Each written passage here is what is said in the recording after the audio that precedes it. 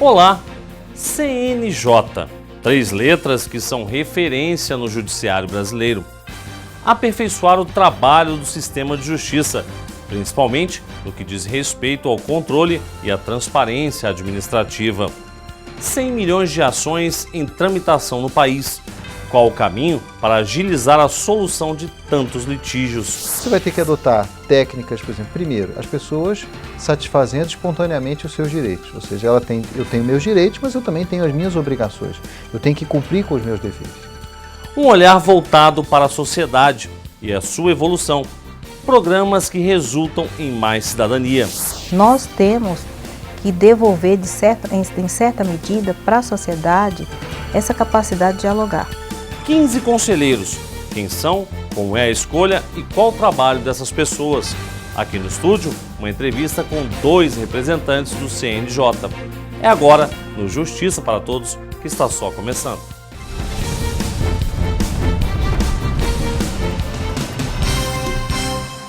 Expedição da Cidadania, sabatina no Senado e lançamento da nova edição do Justiça em Números. Notícias que movimentaram a Semana da Justiça Federal. Confira. Confirmada, a primeira etapa da segunda edição da Expedição da Cidadania de 2015 será realizada entre 16 e 27 de novembro. A equipe vai percorrer as margens do Rio São Francisco, atendendo comunidades dos estados da Bahia, Pernambuco e Alagoas. O deslocamento terá a contribuição do Exército e o suporte técnico do PNUD, Programa das Nações Unidas para o Desenvolvimento. A JUF ainda buscará parcerias com os estados e municípios para a divulgação do projeto e o custeio da estadia dos voluntários. Divulgada na última terça-feira a nova edição do relatório Justiça em Números 2015, ano base 2014, uma das principais publicações anuais sobre o funcionamento do judiciário brasileiro. A pesquisa traz neste ano uma série de novidades. A principal delas é a inclusão de dados sobre o número de unidades judiciárias de primeiro grau, como varas, comarcas, juizados e zonas eleitorais. Outra novidade é a inclusão da lista dos assuntos mais demandados nos casos que chegaram ao Judiciário em 2014. Há também uma seção específica sobre justiça digital. O relatório está disponível em PDF na página do CNJ. O diagnóstico da Justiça Federal é um primeiro passo para se pensar as políticas públicas necessárias para a elaboração de um planejamento estratégico com vista a uma justiça mais eficiente. Na última quarta-feira, o juiz federal Walter de Araújo teve seu nome aprovado em sabatina na Comissão de Constituição e Justiça. Ele foi indicado pelo Supremo Tribunal Federal para compor o Conselho Nacional do Ministério Público. O sistema carcerário brasileiro e a morosidade dos processos foram alguns dos temas abordados durante a sabatina. Há exatos 10 anos, a justiça brasileira deu um passo importante e definitivo rumo à transparência. O que mudou na vida do cidadão? Muito. A sociedade agora pode visualizar melhor o trabalho da justiça, os serviços que ela oferece e como eles mudaram a vida de milhões de pessoas que hoje exercem o direito, por exemplo, de ter um registro civil completo. Controle, transparência, moral, eficiência. O Conselho Nacional de Justiça faz dessas palavras a missão. De primeira, vamos dar um exemplo bem prático do que o CNJ faz. Essa imagem já é famosa. Uma sala onde os problemas podem ser resolvidos sem a necessidade de um julgamento. Basta um espaço dedicado à conversa. A conciliação é uma iniciativa que não só agilizou, como ampliou o acesso ao judiciário e projetou uma visão de que um conflito pode ser resolvido sem uma disputa tão cansativa. Se eu chego na audiência de conciliação, primeira coisa é reconhecer o problema, se realmente foi um equívoco da empresa, pedir desculpas ao cliente. Se o preposto faz isso, já é meio caminho andado para se chegar a um acordo. O serviço ao cidadão é prioridade e ele também está dentro dos presídios. Existe uma página na internet que reúne as vagas de trabalho e cursos de capacitação para presidiários e ex-detentos. Existe ainda o projeto Audiência de Custódia, que trabalha com a liberdade provisória. Em apenas um ano, a redução dos gastos com o sistema prisional dos estados chegou a 400 milhões de reais. No final das contas, o CNJ quer saber o seguinte: a justiça é eficiente? Atende à sociedade? O sim para essas perguntas é o objetivo do trabalho do Conselho, que também é responsável por planejar metas, garantir o cumprimento do Estatuto da Magistratura. Não é nada tão difícil assim visualizar tudo isso na prática. Essa é uma instituição pública, que também recebe reclamações contra membros ou órgãos do Judiciário e pode determinar sanções administrativas até a remoção de um servidor, depois do julgamento de um processo disciplinar. Os tribunais passam por fiscalização. O controle disciplinar é de responsabilidade do Corregedor Nacional de Justiça. O cargo é ocupado sempre por um ministro do Superior Tribunal de Justiça. A atual corregedora é a ministra Nancy Andrighi, que tomou posse em agosto do ano passado. Não descurarei da ação correcional que me é delegada, nem amenizarei o rigor na condução de processos disciplinares que aportarem na Corregedoria Nacional de Justiça. O CNJ tem 15 conselheiros, sendo 9 magistrados, 2 membros do Ministério Público, 2 advogados e 2 cidadãos, considerados pela Justiça de notável saber jurídico. Entre os magistrados, um é juiz federal e o outro é desembargador de Tribunal Regional Federal. Cargos ocupados atualmente pelo juiz Fernando Matos e pela desembargadora Daldice Maria Santana de Almeida. A partir do princípio da transparência, as estatísticas do Judiciário são elaboradas aqui. O Justiça em Números apresenta em cálculos tudo o que acontece dentro de um tribunal. Assim é possível conferir o desempenho e identificar como melhorar o atendimento ao cidadão. O CNJ apresenta inúmeros programas que dinamizaram, trouxeram vida, oxigênio, impulso à justiça brasileira. Eu poderia citar vários, mas não nos esqueçamos que há 10 anos atrás nós não dispunhamos de dados credíveis sobre a produtividade do judiciário. De números ao milagre da maternidade. Aliás, milagre da paternidade. Seja quando estamos deste tamanhinho ou mais velhos. Todos temos um pai. Mas para quem não tem o registro, existe o programa Pai Presente. O reconhecimento de paternidade foi facilitado pela Corregedoria Nacional de Justiça. Hoje, a declaração pode ser feita por pai, mãe e filho no cartório mais próximo. E quando não há nem mãe e nem pai? Existe um processo demorado, delicado e também burocrático. Mas o Cadastro Nacional de Adoção tenta facilitar cada vez mais essa doação de amor. Os juízes têm um facilitador virtual para conduzir esse tipo de processo, inclusive cruzando informações de várias regiões do país para agilizar a adoção. É o trabalho da Justiça focado na vida de uma criança, num futuro grande cidadão.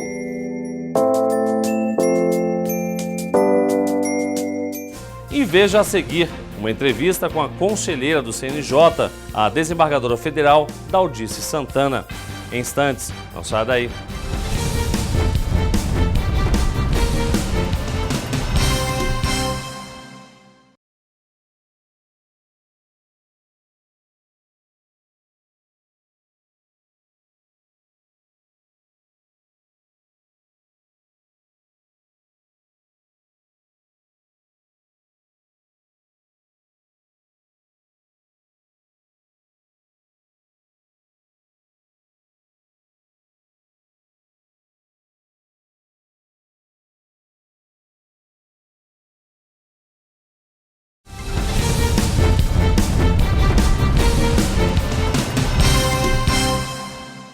E hoje eu tenho a satisfação de receber aqui no estúdio do Justiça para Todos a desembargadora federal Daldice Santana.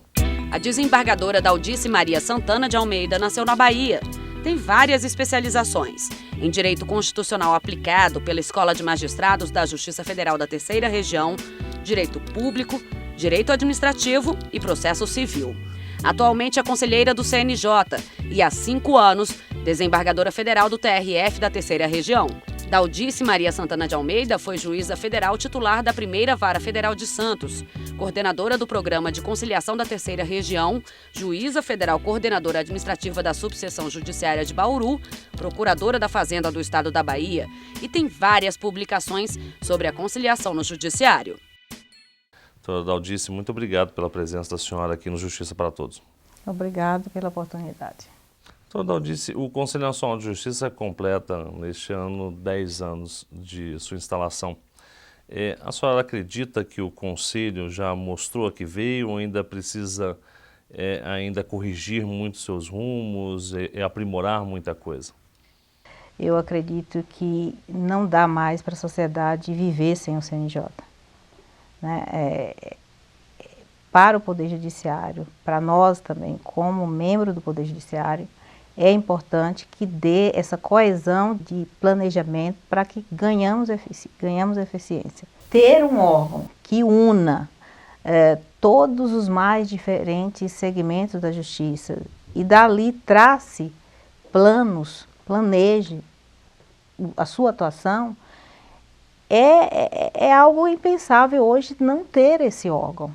Então, nós temos hoje políticas consagradas por iniciativa do CNJ. Eu quero dizer o seguinte, a conciliação, por exemplo. Quando chegou em 2006, o CNJ adotou como política pública a conciliação.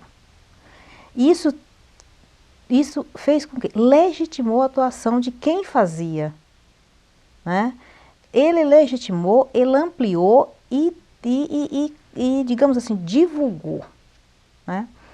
Os resultados, a qualidade do trabalho de conciliação é tão importante que ele, digamos assim, hoje em dia não se pode nem trabalhar sem esse instrumento.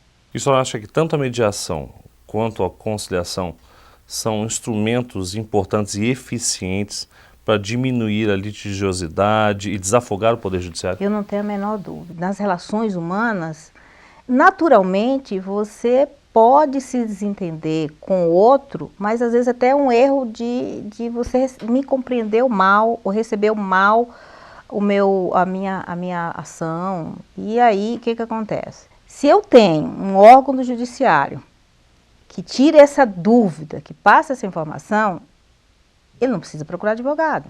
Ele não tem litígio. Ele tem carência de informação.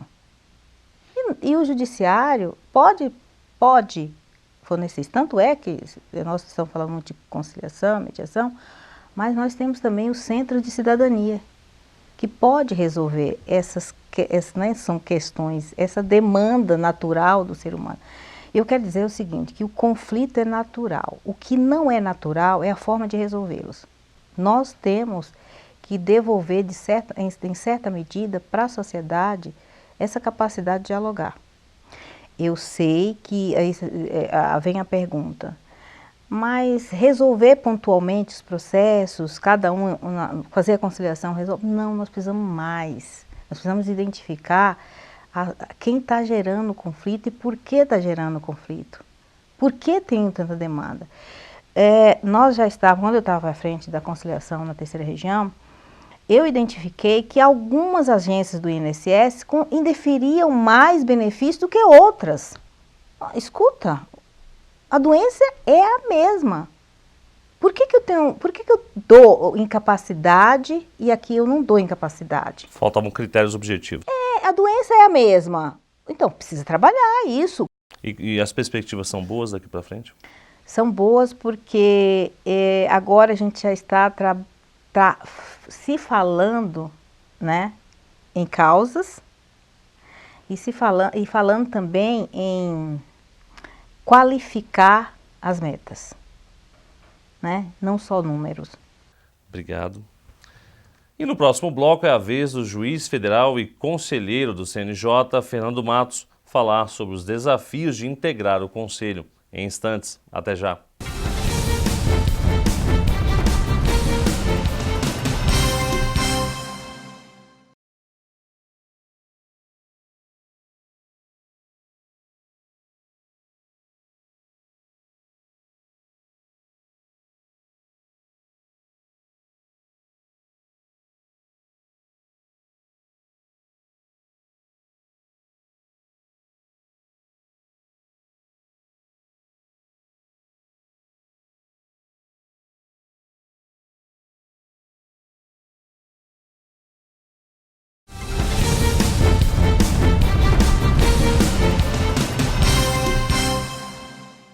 Também foi indicado em maio deste ano para o CNJ o juiz federal e ex-presidente da AJUF, Fernando Matos. Conheço um pouco sobre a trajetória do magistrado. Fernando Matos é mestre em Direito Público e professor de Direito Administrativo. O juiz federal foi presidente da AJUF de 2008 a 2010 e indicado para o cargo de conselheiro do CNJ como representante do Superior Tribunal de Justiça. Fernando Matos atua na primeira Vara Federal de Execução Fiscal em Vitória, no Espírito Santo, e é suplente do Tribunal Regional Eleitoral do Estado.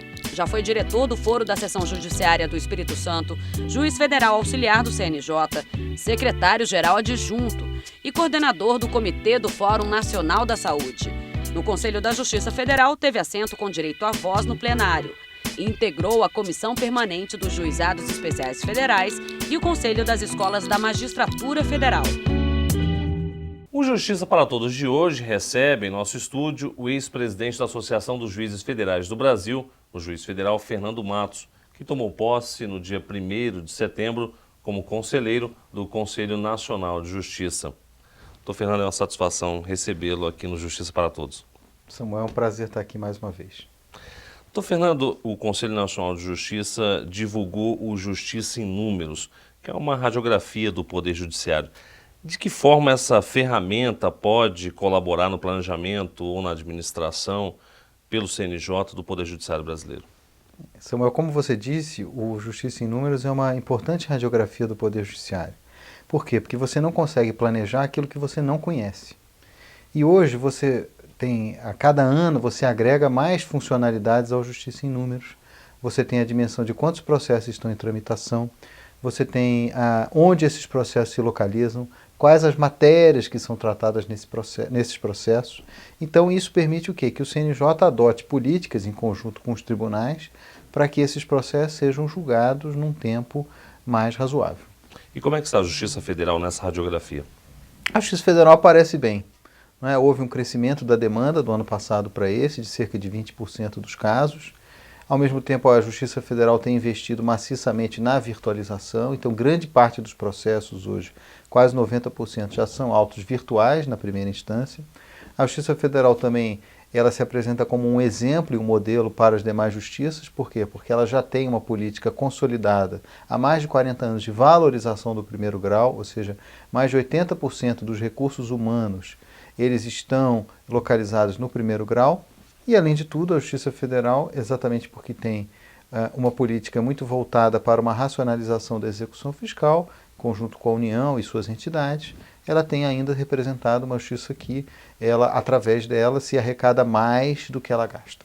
Então, esse me parece que é um balanço extremamente positivo. Hoje, a Justiça Federal, entre todas as justiças, é a que mais investe em informatização, é a que tem mais processos virtuais? Quase 90% dos processos já são virtuais. Hoje todos os processos que ingressam na Justiça Federal, em grande parte, já são processos eletrônicos. Então isso tem sido também uma importante ferramenta de gestão. Por quê? Porque permite que o advogado ele acompanhe o seu processo em tempo real, como também ele permite que o juiz, ele na verdade acompanhe a tramitação também em tempo real, sabendo quantos processos estão conclusos, onde eles estão, quantos estão para decisão, quantos estão para despacho, e também com o processo eletrônico se eliminam aquelas atividades burocráticas, ou seja, o costurar os autos, o levar os autos de um setor para outro fisicamente, isso tudo desaparece e tem sido uma ferramenta muito importante para nós. Doutor Fernando, antes de ser conselheiro do Conselho Nacional de Justiça, o senhor estava no Espírito Santo como diretor do Foro, ou seja, o senhor estava afastado da jurisdição, mas como gestor. O juiz federal, o magistrado, está preparado para ser gestor, para planejar, para administrar? Me parece que o juiz, como o gestor, isso é uma atividade da qual ele não pode se afastar. Por quê? Porque os juízes, os desembargadores, eles conhecem a realidade. Não é uma atividade que vai ser exercida exclusivamente pelos juízes. Primeiro, nós contamos com servidores efetivos na Justiça Federal muito preparados e muito capacitados. E, além de tudo, o Conselho da Justiça Federal tem adotado uma série de mecanismos para ouvir a sociedade, ouvir os advogados, ouvir os nossos usuários, e isso, em grande parte, é desempenhado pelos diretores do Foro. Essa é uma outra iniciativa que o próprio Conselho Nacional de Justiça tem tentado expandir para os outros ramos da justiça. Por quê? Porque a administração do primeiro grau na Justiça Federal não é feita pelo tribunal, ela é supervisionada pelo tribunal, ela é coordenada pelo tribunal, mas ela é desempenhada pela primeira instância, ela é desempenhada pelo diretor do foro, pelos diretores das subseções judiciárias, como inclusive ordenadores de despesa e responsáveis pela política de pessoal da Justiça Federal de primeiro grau. O CNJ também tem investido muito nessa área de mediação e conciliação, não é isso, doutor Fernando? Na verdade isso é uma mudança de cultura. Quando se diz assim, que para cada questão um processo, isso ao longo do tempo vai ter que mudar. Por quê? Porque o juiz brasileiro ele é um juiz extremamente produtivo. Mas ao mesmo tempo, você tem hoje quase 100 milhões de ações, não é, tramitando no Poder Judiciário. Entram cerca de 30 milhões, os juízes conseguem dar cabo de 28 milhões, mas de um ano para o outro sempre ficam aí 2, 3 milhões de ações. Então como é que você vai resolver isso? Você não tem mais como aumentar a estrutura para atender esse tipo de demanda com um juiz para cada processo, ou um juiz para um número X de processo. Então você vai ter que adotar técnicas, por exemplo, primeiro, as pessoas satisfazendo espontaneamente os seus direitos. Ou seja, eu tenho meus direitos, mas eu também tenho as minhas obrigações. Eu tenho que cumprir com os meus deveres. E aí você tem o quê? Você tem as ferramentas de mediação, de conciliação, ao mesmo tempo com os processos que já existem dentro do Poder Judiciário. Aqueles que envolvam demandas repetitivas, o Conselho Nacional de Justiça tem um papel de ajudar os tribunais a identificar esses processos, os tribunais estaduais, os tribunais federais, não é? Para estruturar núcleos que vão remeter esses processos ou para o Supremo Tribunal Federal, no caso de repercussão geral, ou para o STJ, no caso de recursos repetitivos, identificando essas teses e depois pacificando esses conflitos. Essa tem sido uma preocupação muito grande do ministro Lewandowski, do presidente. Por quê? Porque é recorrente a gente observar nos julgamentos no Supremo Tribunal Federal, que envolvem repercussões gerais, ao final do julgamento ele anunciar dizendo, olha, com esse julgamento nós resolvemos 10, 15, 20, 5 mil processos sobre essa matéria específica. Doutor Fernando, o Conselho Nacional de Justiça tem esse importante papel no planejamento e na gestão do Poder Judiciário. Ele foi concebido dessa forma pela Emenda 45. Mas, para a sociedade como um todo, muitas vezes passa a impressão que o Conselho Nacional de Justiça é apenas um tribunal de correição para punir, eventualmente, magistrados, né? Isso é uma visão equivocada? Na verdade, o CNJ tem essas duas funções, né? A principal função do Conselho Nacional de Justiça me parece que seja um órgão de planejamento, mas ele também é um órgão de controle administrativo e controle disciplinar. Agora, nos últimos 10 anos, ou seja, nesses primeiros 10 anos do CNJ, ele tem tido uma atuação correcional muito grande, né? Fazendo inspeções, fazendo correições, mas o que tem, e eventualmente examinando processos disciplinares contra magistrados. Mas diante desse número hoje de 18 mil juízes, né? E de todos os que passaram pelo Poder Judiciário ao longo desses anos, a parcela de juízes que foi punida pelo CNJ é muito pequena. Ou seja, e veja que o CNJ é um órgão que ele tem não só magistrados, mas ele tem representantes da sociedade civil, ele tem representantes do Ministério Público, ele tem representantes da advocacia. Então isso demonstra o quê? Isso demonstra que a grande maioria dos juízes é de pessoas comprometidas, pessoas preocupadas com o bom andamento dos processos. Doutor Fernando, uma outra questão do CNJ se refere aos mutirões carcerários, parece que deram muito resultado. Isso vai ser retomado? Na verdade, os mutirões não foram interrompidos, né? Os mutirões continuam sendo realizados, né? E hoje existe um novo projeto, que são as chamadas audiências de custódia. Isso cumpre com compromissos internacionais do Brasil e, recentemente, o Supremo Tribunal Federal, inclusive, determinou, após essa iniciativa do CNJ, que todos os tribunais implementassem, que garante o quê? Garante que o preso tenha direito de estar na presença do juiz em até 24 horas da sua prisão. Isso é um mecanismo importante de cidadania, não é, de defesa dos direitos fundamentais daquele cidadão que foi preso, mas, ao mesmo tempo, isso permite o quê? Que aquele caso que não seja um caso de permanecer preso, ele continue sendo investigado, ele seja eventualmente denunciado, mas ele não vá para o sistema penitenciário. Ok, doutor Fernando, obrigado. E o Justiça para Todos de hoje termina aqui.